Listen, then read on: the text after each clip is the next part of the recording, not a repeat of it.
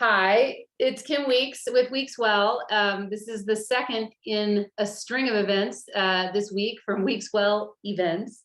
And as many of you know, logging in, we are now doing these two series on Weeks Well. One is called Yoga Lineages, and we're exploring and really deeply probing the question in 2022, what yoga lineage is and why it matters. And that is exactly in pace with a conversation that we're doing, a series called Fostering Transformation, Yoga and Equity. And today is May the 11th, which means it's the fifth month of the year, which means we're in our fifth conversation on yoga and equity on Weeks Well events for this year. And I'm joined by Matthew Sanford, who is, for anybody who's practiced yoga for like 20 or more years, I am in that category. Matthew Sanford is so well known and has done so many things in his still quite, I'm sure, short life. Long life, but it hasn't gone on that long, not yet. I'm sure you're just getting started, Matthew. He's an award-winning author. We'll have links all the way through this session so you can go and check out his books, and I hope you buy them. And he's also the founder of and he's an Iyengar Yoga Teacher, which is one of the reasons why I'm excited to kind of geek out on that level for anybody on the call, as we were discussing before, if you are an Iyengar Yoga Teacher or student or whatever.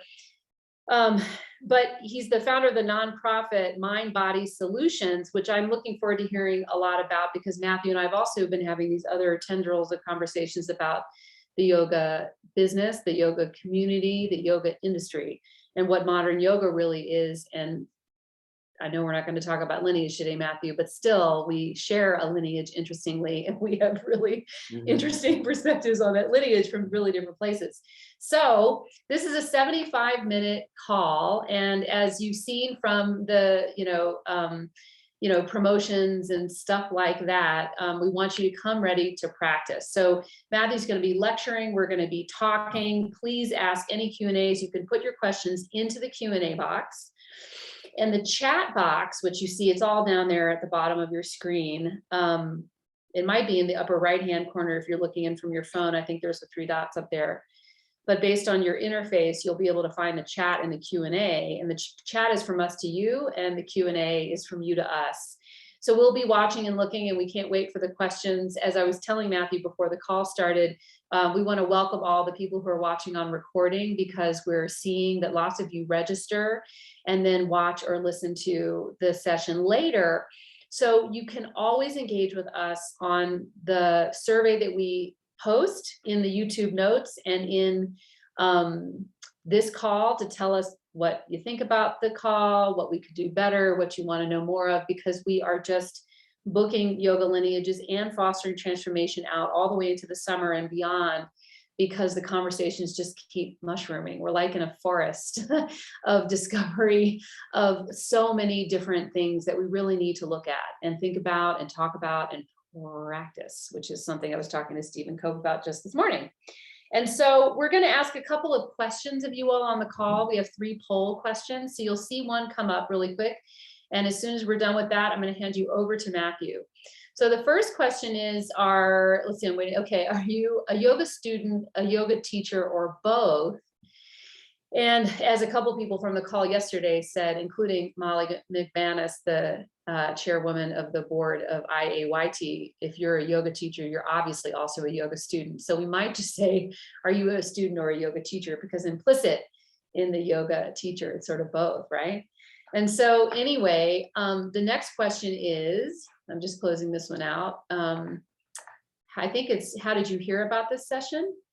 From our newsletter, from other sources, or from social media? We'd love to know how, because we're trying to just reach as many people as we can, as effectively as we can, so that we can foster transformation, because that's our goal. So I think I just ended the poll accidentally, Alyssa, sorry. The majority were yoga teachers, Matthew, to the question that you asked previously. Right. And so now this is Matthew. I'm going to turn it over, and and so anyway, I'm so glad to see everybody. I'm going to be on mute for some of the time, but if you have questions on the Q&A, please bring them in. Matthew and I are just going to have a dialogue. Don't mute yourself yet for a second. What's that? Don't mute yourself yet. First of all, Okay. it's an honor to be here, and I'm glad to share how to what equity and inclusivity might mean when it's more directly applied to asana and pranayama. But I do this thing that unfortunately you're going to be the only one that can respond to me, Kim.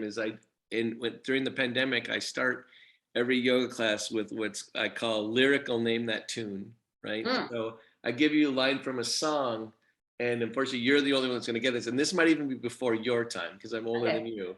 The song begins, I built me a raft and she's ready for floating. Old Mississippi, she's calling my name. Oh no. Blackfish are jumping.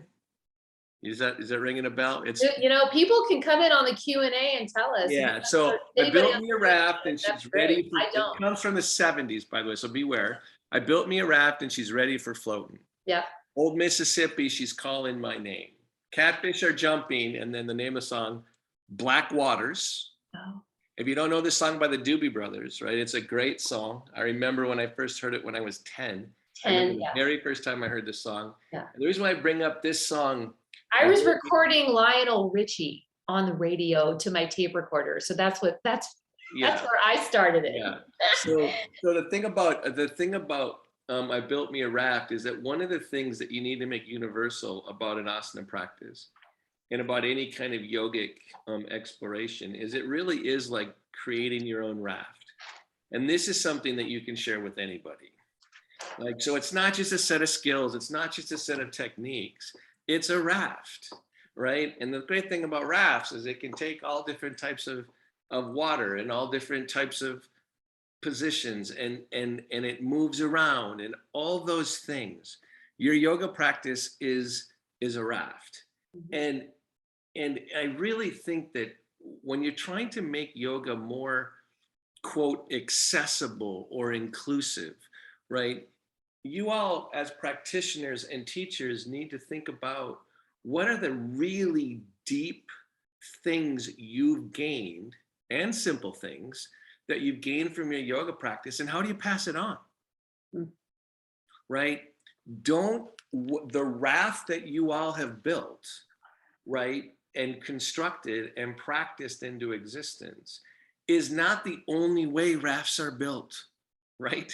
And so, I'm an Iyengar teacher, but if you don't know, full disclosure, I get around in a wheelchair. So I've been practicing yoga since I was 25, 31 years, right? I was injured when I was 13. I was in a car accident that killed my father and sister, and I woke up to a completely different world. And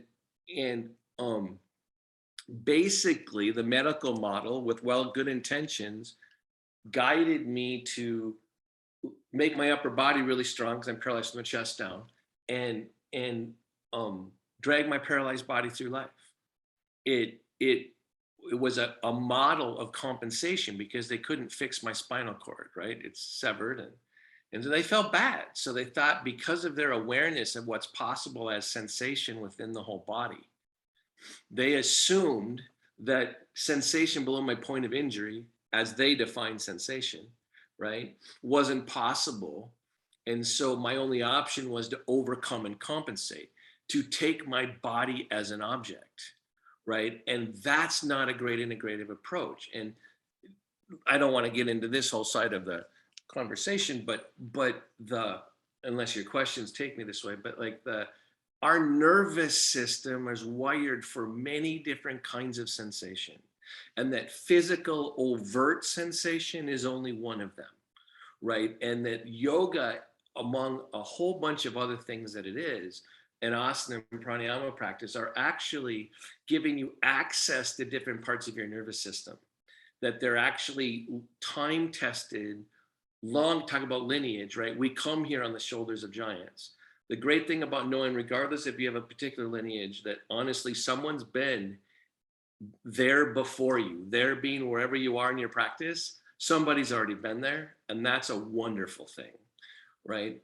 But that there are other parts and accesses. Human consciousness and is so dynamic and so subtle that there are multiple ways to live in your body and to inhabit your body. And a lot of these deeper, more subtle ways are being utilized by yoga. And so when you start to think, what I want to do today is give you some ideas about taking what you already know from your yoga practice and maybe thinking about it a little bit differently, right? And emphasize different parts of your practice sometimes. And I mean that sometimes. So you start to experience what I might call, but I'm biased, the heart of yoga, right? Which is something that runs deeper than the actual physical poses. It runs differently than the philosophical implications and the whole belief system, that I believe fundamentally that what's being passed down through lineage is a set of experiences that once you start to experience on a consistent level, it transforms you.